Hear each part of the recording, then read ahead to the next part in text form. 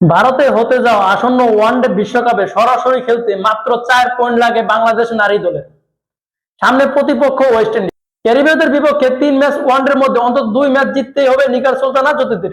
তবে মিলবে ভারতের বিশ্বকাপে সরাসরি খেলার সুযোগ।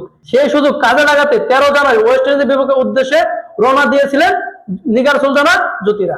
ওয়েস্ট ইন্ডিজের উদ্দেশ্যে রওনা দেওয়ার পূর্বেই সংবাদ সম্মেলন নিগার সুলতানা জ্যোতি বলেছিলেন যে বিশ্বকাপের টিকিট নিশ্চিত করে তারা দেশে ফিরবে এবং তাদের লক্ষ্য হচ্ছে বিশ্বকাপের টিকিট অর্জন করা।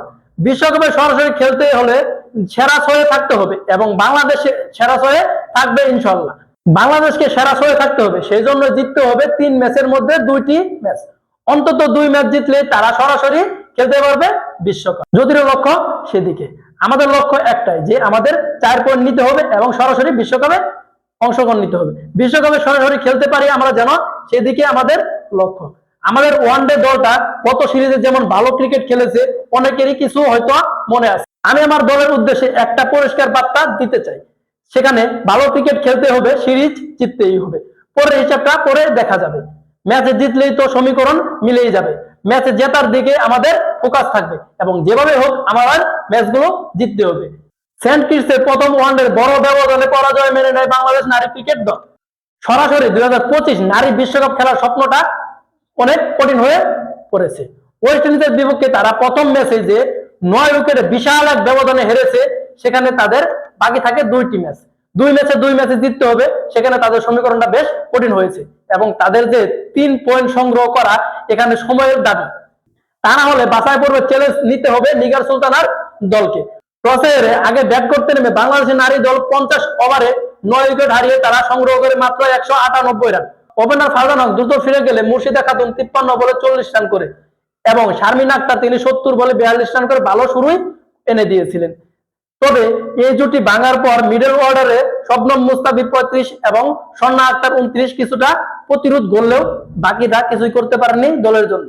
তারা 200 রানের আগেই থেমে যায় তাদের ইনিংস এবং তারা 50 ওভারের শেষে 9 উইকেট হারিয়ে 198 রান শেষ করে।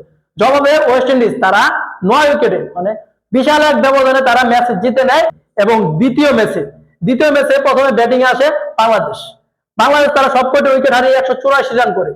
এই 185 রানের জবাবে মাঠে নামে ওয়েস্ট ইন্ডিজ। 185 রানের জবাবে মাঠে নামে ওয়েস্ট ইন্ডিজ নারী দল।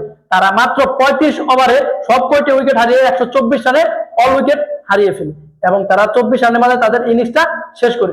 সেখানে বাংলাদেশ নারী দল বিশাল এক জয় পায় এবং তারা 60 রানে জয় পায়। এই জয়ের মাধ্যমে তারা সিরিজে সমতায় ফিরে 1-1 3 ম্যাচ সিরিজে তারা 1-1 সমতায় ফিরে। এখন আমাদের দেখার বিষয় যে বাংলাদেশ নারী ক্রিকেট দল তারা কি বাকি 1 ম্যাচ জিতে তাদের যে টার্গেট, তাদের যে চ্যালেঞ্জ, তাদের যে ফোকাস, সেই ফোকাসটা তারা কাজে লাগাতে পারে কিনা। এই ম্যাচ 2025 সালের যে বিশ্বকাপ অনুষ্ঠিত হতে যাচ্ছে, এই 2025 সালের বিশ্বকাপে তারা সরাসরি অংশগ্রহণ করতে পারে নাকি, তাদের এটা চ্যালেঞ্জ এবং তাদের ফোকাস তারা পারে কিনা সেটা এখন দেখার বিষয়। 25 তারিখ ম্যাচে বোঝা যাবে যে বাংলাদেশ নারী দল তারা ওয়েস্ট ইন্ডিজের বিপক্ষে জয় পায় নাকি হারে। যদি জয় পায় তাদের টার্গেটটা পূর্ণ হয় এবং তারা সরাসরি খেলবে বিশ্বকাপে।